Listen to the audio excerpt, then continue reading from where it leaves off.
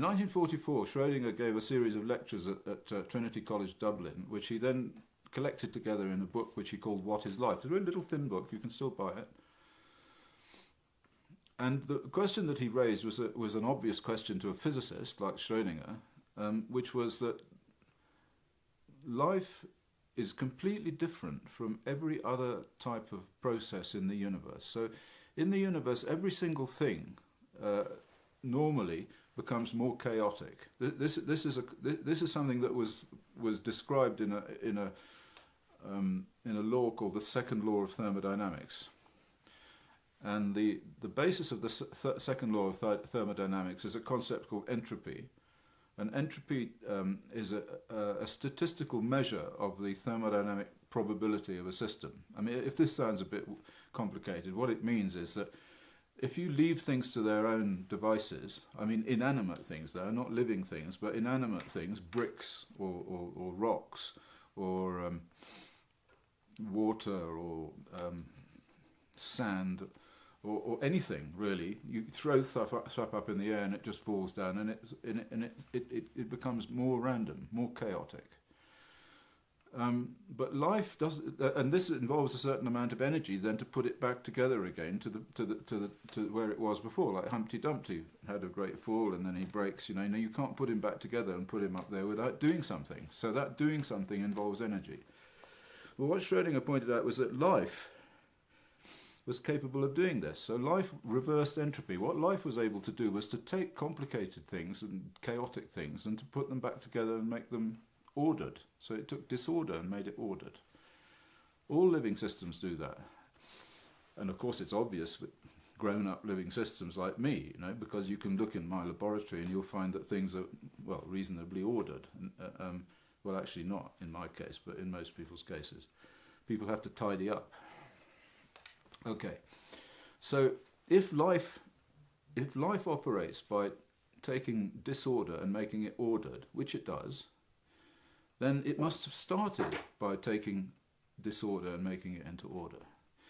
So the most important question that the human race has ever posed to itself has been essentially reduced to how is it that spontaneously, out of a huge universe of chaotic molecular stuff, somehow it all came together to produce something that was capable of self-sustaining collection of order.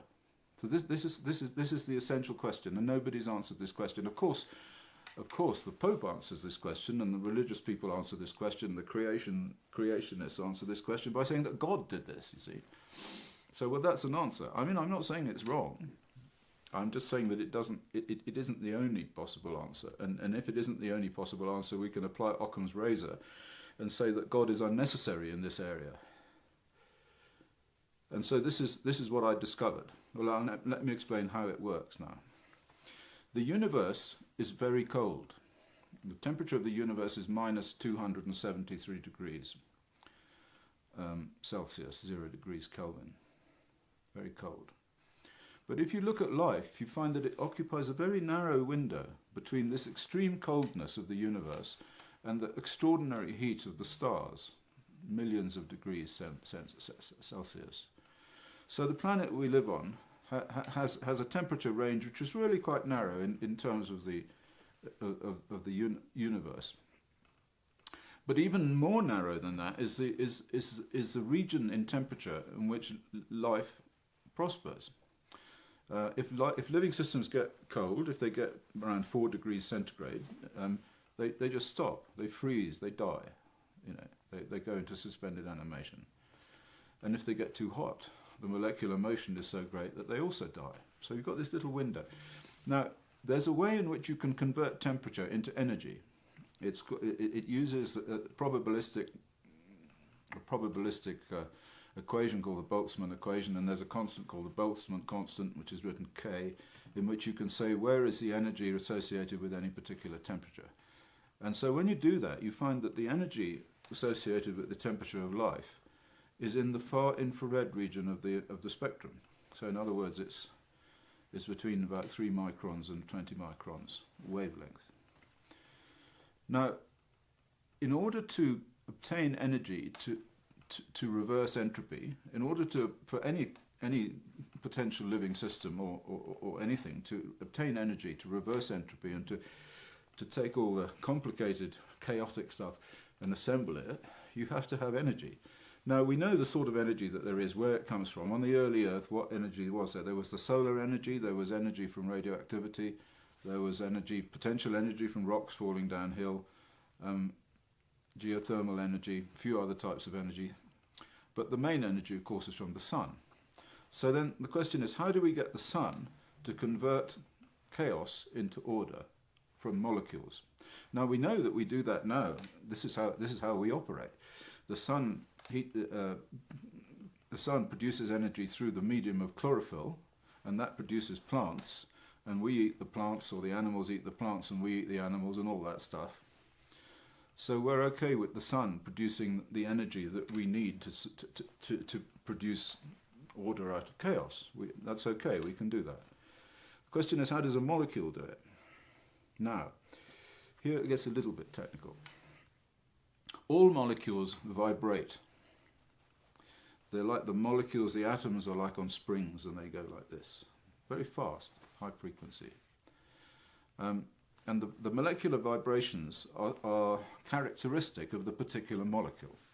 So if you have a hydrogen chloride molecule or hydrogen molecule H2, or if you have H2O, which is water, or you have nitrogen N2 or cyanide, which is CN, they all have characteristic frequencies because they have different weights, they're different masses, and so they and the strength of the bonds between them is different, so they vibrate at different frequencies. If you like to think of them, they're like a note on a piano, although that's an optical frequency, but you can think of them like that. So, for instance, hydrogen would be like a lower C on the piano, and nitrogen would be upper G or something like that.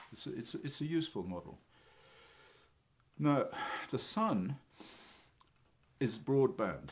So the infrared energy from the vibrations coming in the infrared from the sun are all across the spectrum. So that there are no more of one type of note than the other. So it'd be like somebody putting all of their elbow down on the piano and every single note is sounded. It would be a horrible cacophony, bam, you know. So that's the sun. So what we need to find is a way in which we select out one of these frequencies to energize some molecule or another. And this is not so difficult, because it turns out that there are certain primitive minerals on the Earth which have very characteristic frequencies. And in fact, this is one of them. Here we are. This is called apatite. And this was a common mineral. It's calcium phosphate mineral. It was present on the early Earth. So the way in which I believe this works, and this is a paper now which I published. It's been published 2 months ago, and part of a book which I published in January 2016, is that there's a little pond, and in the little pond, at the bottom of the pond, are various bits of this apatite, calcium phosphate. The sun shines on the calcium phosphate, and the calcium phosphate then releases energy at a specific frequency, 1,000 wave numbers. That frequency is a third of a micron. So, like a pure note on the piano, it'd be la. There it is. Now, there are some molecules which contain this same bond in solution that would absorb that energy preferentially, and other molecules would not absorb it because they don't have that particular bond, you see. You can do this experiment on the piano. You can press down a note, just press it quietly down so it doesn't sound, and then you play the same note on your guitar, or you sing that same note, and there will be a resonance. The piano will start to make the same sound. It will sing. It will resonantly react to the note. And this is what these molecules are doing. So in my theory, these molecules then, in a sense, they have an energy advantage over their surroundings, and they can react with their surroundings. So they can use their extra energy to react with their surroundings and form a new compound, which also contains this bond. And now you have a way in which you can produce energetic molecules which are more energetic and reactive than their surroundings. And so long as the sun shines and produces this pure note, produces this 1,000 wave number frequency, then these molecules will then continue to eat the dead molecules around them, and they will turn into all sorts of different molecules. But all of these molecules will have this energy advantage. Now, of course, the energy advantage is all we need in order to call in Mr. Darwin and say, okay, some of these will survive and some of them won't survive. Some of them will be more effective and efficient at collecting this energy, some of them will be less effective. And over a long period of time, these molecules will polymerize, and you'll get really quite long, complicated molecules that all do the same thing. Okay, so far so good. But now let's think about what we've got in our bodies and whether that fits in with this idea that it was the apatite, the calcium phosphate, which was the initial producer of this infrared energy, which created life, created living molecules out of dead molecules. And the way to do this is to start looking at what sort of things there are in human beings, in living systems. Now, on the early Earth, there are quite a few different types of material, lots of different minerals.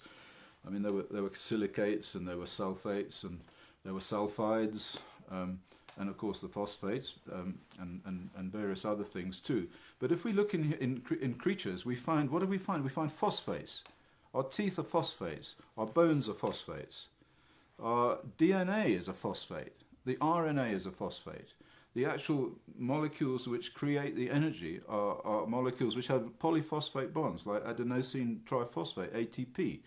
The standard system of metabolism, which occurs in our bodies, is a function of ATP being converted into ADP. So lots and lots of phosphate bonds, all creating this same note in the infrared.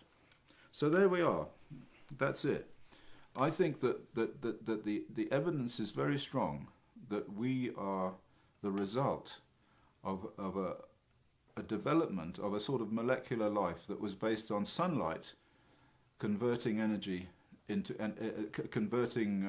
being converted into energy by phosphate. And in a way, this is no different from sunlight being converted into energy by chlorophyll. But of course, chlorophyll is a really complicated molecule. It'd take a long time to sort of set that thing up. You know, you couldn't come along and make one of those just out of the kind of thing that you find in the primeval pond. In 1952, experiments were done in America by a bloke called Miller, who was working for Harold Urey, who got the Nobel Prize.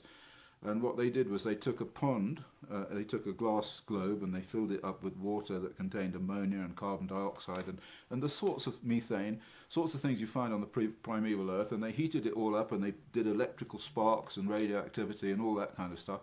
And then they analysed the content of this after a week or so, and they found all of these molecules. They found the amino acids, they found long-chain hydroxylic substances, fatty acids, you know, lots and lots of different building blocks. But the problem was, how do these building blocks assemble themselves into living systems? And this is the answer. This is the answer, in my opinion. So there we are. We have dispensed with God. We don't need him. Although he might be there. Thank you for listening.